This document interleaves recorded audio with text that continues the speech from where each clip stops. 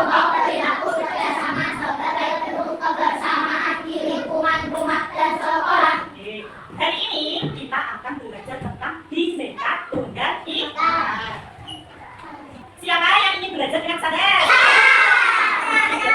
Hari ini saya sudah menyiapkan video tentang baju adat daerah. Saya ya, video ini silakan kalian amati. Jika ada yang penting silakan ditulis.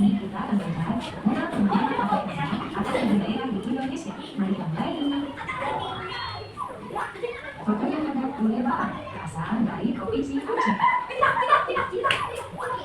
Pakaian adat Ulos berasal dari provinsi Sumatera Utara. Pakaian adat Bundo Kandua berasal dari provinsi Sumatera Barat. Pakaian adat Teluk Blana dan pakaian adat berasal dari provinsi Pada video tersebut terdapat gambar pakaian adat daerah mana saja? Siapa yang menjawab? Mas Jumi, Sumatera Barat baju adatnya apa? Kelas E, Basi. Aceh baju adatnya apa? Kulit, balong. Oke, sama. Sumatera Utara. Ulos, ada lagi? Sudah. Apakah baju adat kalian ada dalam video tersebut? Ada. Oke.